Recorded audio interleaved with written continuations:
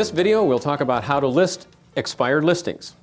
And the topics within this video are how to make contact with expired listings, how to get an appointment with the owners of this expired listing, what are some key questions you might ask, both on the phone and when you're there, and finally, how to convert these people to listings. The importance of this topic, in my opinion, is because 30 to 60% of listings expire unsold. Clearly, that varies by market. In a low market, it's 60, 70%. Hot market, it may only be 5 or 10%. Why do they expire? What do the owners feel after that? Those are the issues we have to resolve. But if you're looking for an immediate source of business, expires are very similar to for sale by owners. These are people out there going, hey, we're moving, and they're in the MLS book.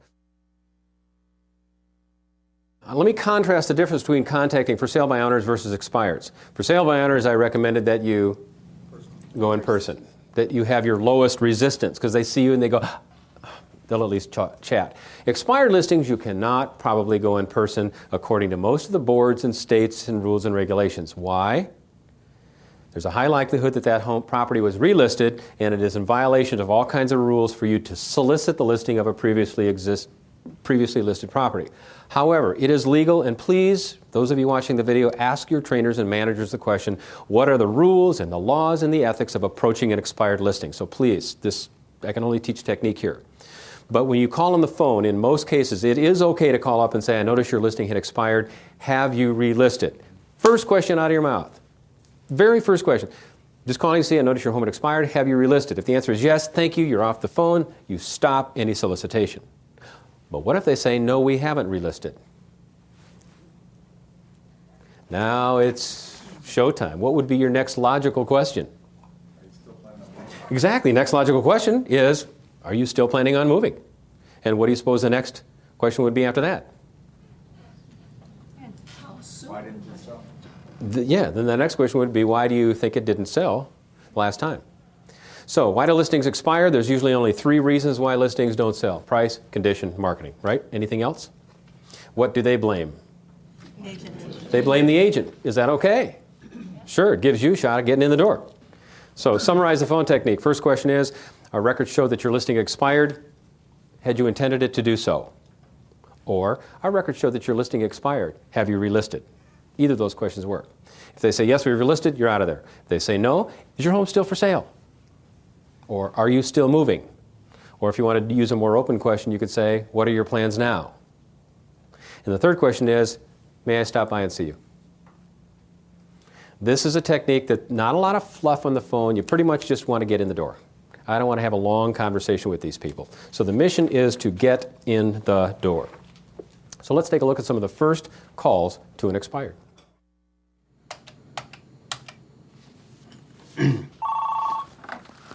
Hello?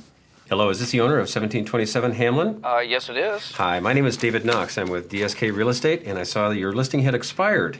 And I wanted to see if you had relisted. That is correct. It has expired. And have you relisted the property? No, I haven't right now. I am not sure what's up with it. It really was not very successful at all the first time through. Right. Is your home still for sale, though? I'm not quite sure. I didn't have a need to rush into it anyway, and really feel bad about and disappointed in with the way the real estate folks have handled it the first time. So, I'm really not interested in solicitation for my real estate business. Right. Well, I understand that it's frustrating when a listing expires. Yes, it is. How long had it been on the market? It had been on 6 months. 6 months? Oh, yeah. Are you ready to give up, or do you have any interest in moving ahead with it? Right now I'm really uncertain on where I'm going to end up with the property. I'm just kind of disappointed. Okay. Well, I certainly understand that, and being in the real estate industry, we hate it when it doesn't work, even if it's not my listing. Correct. I'm not sure what's going to be up, so I will give it some thought and things. So thank you for calling. Oh, okay, thanks. Hello? Hello, is this the owner of 2509 Irving Place? Yes, it is. Hi, my name is David Knox. I'm with DSK Real Estate, and I noticed that your listing had expired, and I was calling to see if you had relisted yet. No, we haven't relisted yet, and yes, it has expired. Yes, it has. Is it still for sale? Yes, it is, very much so. And very much so. It sounds like you're still ready to go then, huh? Oh, more than ready. Okay. Well, let me ask you this. Why do you think it didn't sell the first time around? According to our former real estate agent, the price we set was a little too high. Okay. Well, there's usually only three main reasons why homes don't sell the first time around, and it's either marketing, condition, or price, and I'd be happy to spend some time with you and see if I couldn't resolve which of those they were. Sure, that sounds great. I think we have a little bit of time today. Is that right? Well, then I can move a couple of things around and probably be out there early afternoon if that would work for you. Oh, you'd be able to make it out here. That'd be great. Yeah? Okay, so a couple calls to them. You never know what response you're going to get. The first gentleman obviously just wasn't quite ready to chat. The next people are ready to go, and that's part of the joy of the business, trying to figure out what their situation is. But the mission is you want to get an appointment with them now. You don't want to ask a lot of questions, don't want to resolve a lot of questions. Just say, you know, you're asking me a lot of good questions. If I could just stop out for a few minutes, maybe I could answer them there. Could I come out at 1 o'clock? Boom, just get there. In this last scene, I said to him, there's only 3 reasons why a listing doesn't sell: price, marketing, or condition. And another technique might be to say, you know, Mr. and Mrs. Seller, there's only 3 reasons why homes don't sell. And I'll tell you what, if you can give me 5 to maybe 8 minutes, I'll be able to tell you which of the 3 it is.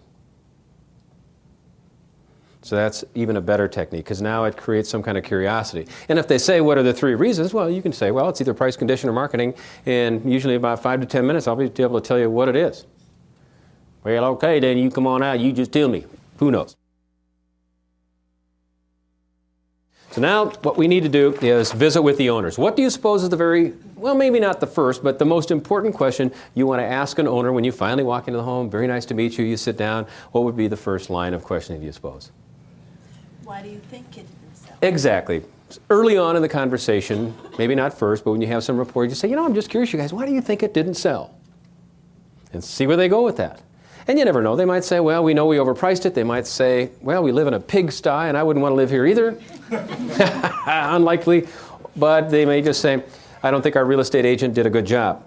Now, in your student materials, you will see this chart. I'll just do a quick rendition of it, and you'll see how I use the chart with a seller.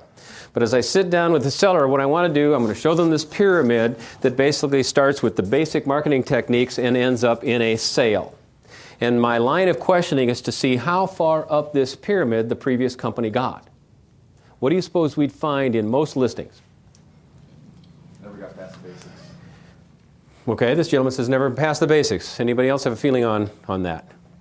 Price, I would think. Well, this pyramid represents marketing skills. The bottom would be sign, ad, MLS, flyers, open house, showings, offer, sale. In terms of this behavior, we know they didn't get a sale. That they did not get. So what I want to do is start at the beginning and just start right at the ground level. Did they put a sign on the property? Did they run ads? Did they have opens? And what will happen is the line of questioning takes me all the way up to the top to see how far the agent proceeded. And we might find, as you say, they only got this far. We can stop and say, so nothing happened after that? Well, it sounds to me like there were some marketing steps missing. If they went all the way up to the top, we know marketing wasn't the problem. Is there a risk in telling the seller that marketing was not the problem? There's a slight risk that they might say, well, if marketing was the problem, then maybe I should just relist with the first agent. And if you really want to have integrity, you'd say, Mr. and Mrs. Seller, if you didn't list with them, it shouldn't be because they did a poor job marketing, because that wasn't the problem. Now, what's the likelihood they'll go back to the first agent anyway? A lot of times they just want a fresh start. So let's see how I put these ideas into practice with this couple. When I talked to you this morning, it sounds like you were real frustrated with your whole situation. Is that right? Very Yeah. frustrated, yeah. Very. Yeah. That's been a long time this house has been on the market. Yeah, 6 months is a long time. Feels longer when you're trying to sell, doesn't it? Yeah. Well, I'm sorry to hear that. Even though it's not our company, I hate it when it doesn't work out for you. So my purpose for being here tonight is to see what I can do to help out, see if we can't analyze why it didn't sell the first time, and determine what you might like to do from here. Okay. How soon would you like to be settled? Tomorrow? Is that right? Soon, yeah. We would really like to. I just didn't think it was going to take 6 months. Yeah. I thought maybe a couple months the most. Okay. So. Well, a couple of months is typically the normal market time, and so what we need to do is figure out why in the world did it not sell in the first 6 months. And typically there's only 3 reasons why a home doesn't sell in my years in the business. And the 3 reasons are marketing, which is what we as real estate agents do, the condition of your property, and the asking price. So what I try to do is go through them one at a time to see what it might be. And to begin with, why do you think it didn't sell? What's your perception? Oh, I think our last agent didn't do a good job. Okay. Patrick? Yeah, we were pretty frustrated with him. We didn't have a whole lot of contact with him. He brought people through, but we didn't have a whole lot of contact with him other than that. Okay. And I really think that maybe the noise, which is the reason we are moving, maybe people don't like that too. So I did notice the street was kind of Very busy. Kind of street. busy. Yeah, it has very gotten busy. worse over the last 5 years. Well, in taking a look at the three of these, let's do marketing first. This pyramid kind of illustrates the steps that a real estate company would go through in marketing the home. The bottom is the most basic function, and the top would be a sale. And one thing we know is we didn't get the sale. It didn't make it all the way up the pyramid. So starting at the bottom, first step is basic, putting it in the multiple listing service and exposing it to other realtors. Clearly that was done. In fact, I have the original sheet on that.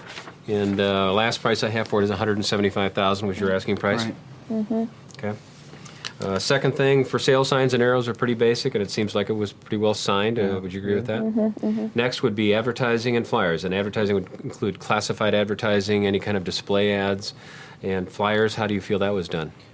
We had flyers out, yeah, Yeah, there were we did, flyers. Okay. Moving up from that, open houses. Was that done? Yeah. And any kind of direct marketing, mailing type things done on the home? We had several mailings sent out. Okay. So far, they're doing their job. Moving up to showings, how many showings would you say you had? We had quite a few. Well, how many is quite a few, do you think? I remember cleaning the house at least 5 or 6 times. Yeah. for that. I would say between 10 and 20. 10 to 20. 20 is a lot. I mean, 20 showings on a home is pretty good. And that's why I'm so frustrated. Dude, you go, we've had 20 showings, why didn't they buy? Which leads to the next question. Did you get any written offers? Yes, we did have one offer. You did? Yeah. We had one. Yeah. What was that for? 150, 155, 154? Is that right? 154, 900. Okay. Yeah. And we thought it was low. So did you counter the offer? What did you do with it? Well, it was well below what our realtor said. the Well, house obviously, was yeah, worth. 20,000 under your Yeah, asking price. That was a large gap there, so Okay. we didn't really pay it any serious Oh, no. Yeah, so wrong move, huh? Yeah, we'll see. We're going to have to take a look at some of the prices. But yes, when I listen to what you said and what their marketing is, I would eliminate marketing as one of the reasons it didn't sell, because I think they did a reasonably good job. They did what realtors are supposed to do, expose the property and create a written contract for you. So when I look at that, I say marketing probably wasn't the issue. In a quick look at your home, we can do a more detailed look soon, but just kind of the cursory look as I came in, I don't see any real problems with condition. The exterior busy street, clearly that would be one of the biggest concerns to a buyer today. So then I look to the price and say it's got to be the price. So my experience in the business, most listings expire because of price. Most of them do. So in anticipation of that, I took a look at some of the other homes that have been selling in the area. I've not done a full competitive market analysis for you, which is something that we can do. But as a quick look for homes in the area, most of them are between 150 to 160. We had other realtors that said we should list our house for a little bit lower than the 175, but we thought the 175 would be a good price. I mean, Oh, you mean starting at when you first listed it, you had Yeah. that? Oh, no. Right.